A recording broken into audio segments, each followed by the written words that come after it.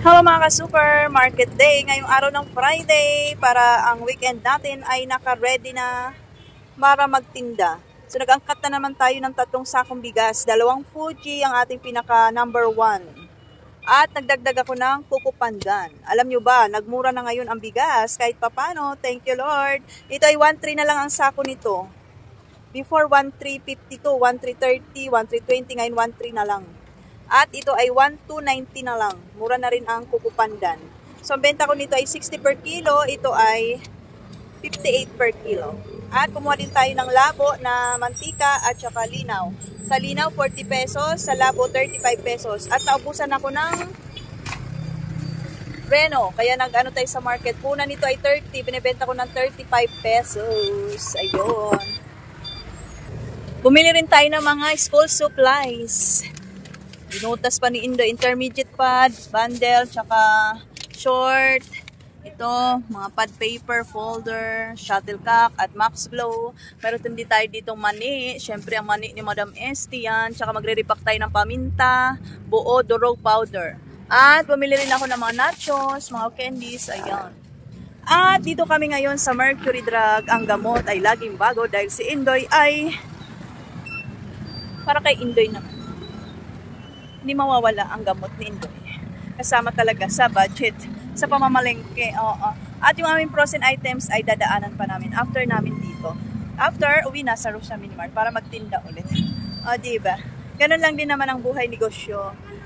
Palengke, tinda, benta, palengke, tinda, benta. O, diba?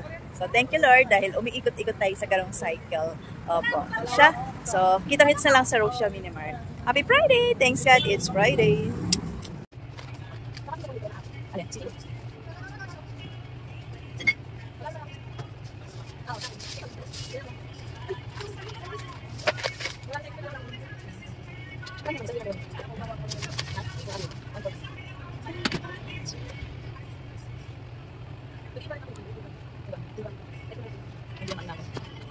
Hello mga ka-super kaseri! Nandito na naman ang Madam Negosyante na super tindera ng bayan na nagsasabing hindi naman lahat tumataas. Meron din bumababa.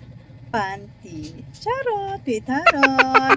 Hindi, kasi kanina nag-angkat kami ng bigas, medyo bumaba din ang bigas ng halagang 20 pesos to 30 pesos. Kaya nakasave ako ng ganong halaga. Kaya happy ang Madam Negosyante. Opo. At nagbabalik. Pinagpawisan ako doon. May bumili ng bigas. Speaking of bigas, may nagbilihan. Pinagpawisan ako doon. 1 2 kilo, tsaka 1 10 kilo. Ayun o. Fuji lang sa kalam. Binuksan ko pa kay pinagpawisan ang Madam Negosyante. So, ayun na nga ang bumababa ngayon. Kasi nga, good news. Magandang balita sa ating mga negosyante. Kaya ikaw, kung may pera ka dyan, bili ka na ng bigas. Kasi medyo mababa ngayon ang bigas. From 3, dati 1,350 yung aking Fuji. Naging 1,330. Ngayon ay 1,310 na lang siya. Pero may less pa kaming 10 pesos pag bumili ng sako. Doon sa aking supplier, sa inaangkatan ko doon sa may Salawag, Paliparan area. So, ayun nga. So, ngayon, meron akong tips and advice sa inyo. Kasi nga, bumababa ang bigas. Huwag tayo magpakapante. Huwag agad babaan ang presyo mo dyan sa tindahan mo. Kasi ako, stay pa rin ako sa aking presyohan ng bigas. Ito. From 60, 58 yung Hasmin, yung mga below, 55 to 53. 60 down to 53 ang aking mga bigas. Okay? So, stay muna tayo dyan. Huwag mo na agad pag bumaba lang, baba agad. Huwag ganon. Kasi di natin alam. Biglang taas na naman. Alam mo naman, price may vary nga, ika nga, di ba?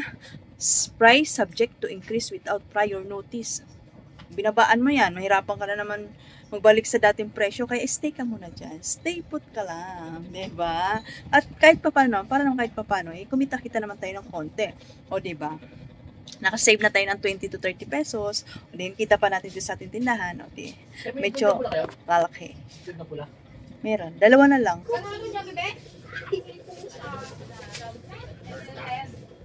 60 plus 18, 78.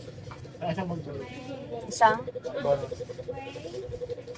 78 plus 9. 87. 87, 90, 100. Red ka ba? No. Judgmental dos.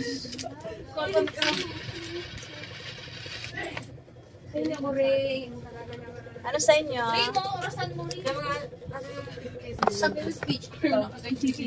Alin? 3.5.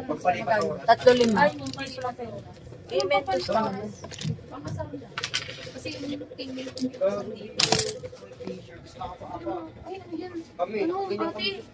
So, ayun nga mga ka-super. Bawi-bawi lang din sa ibang produkto na nagmamahal, sa ibang items katulad ng itlog, na stay pa rin tayo sa presyo natin, pero kahit mahal na sa supplier. So, bawi naman tayo dito sa bigas. So, bawi-bawi lang ganon. Okay lang, kumita muna tayo. Ano yan? 10 tsaka 7. 7. Yes. Alin?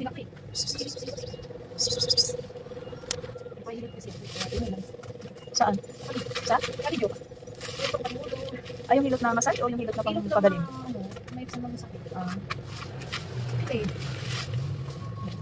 Alam naman bukas. Hindi na mag-order pag binali sa akin. Siguro naman, hindi pa sila natin. Wala nang pasok. Di patulugin mo lang para hindi ko. Patulugin mo naman ako ng gising lang yung buhay. Mas 3:30 ako nagigising. Tapos hanggang ngayon, pang tulog. Kaya sumasakit ulo mo. Ito na!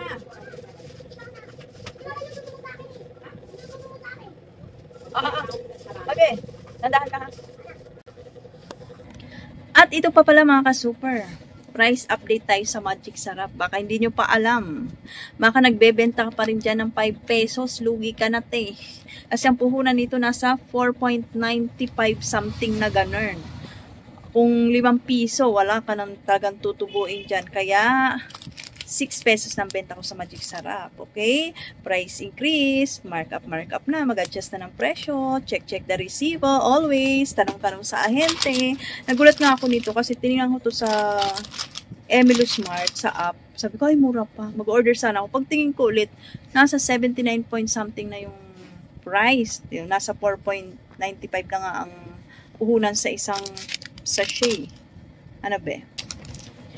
Ang Magic na may sarap, mahal na, hindi na pwede sa 5, di ba? Nakakaloka. So, yun lang aking share ngayong araw na ito. Thanks God, it's Friday, weekend na. Mukhang bibenta tayo dito ngayon, bukas, at sa susunod na bukas. I-claim na natin yan. Basta let's go, push lang. Okay, Duki? So, time to say bye-bye. Thank you for watching. No hit, love lang. Mamaya dinner time naman tayo. Ngayon muna ay duty muna tayo dito sa ating munting tindahan. Thank you, mga suki, at welcome sa Rosia Minimart. Bye-bye! No hit, love lang.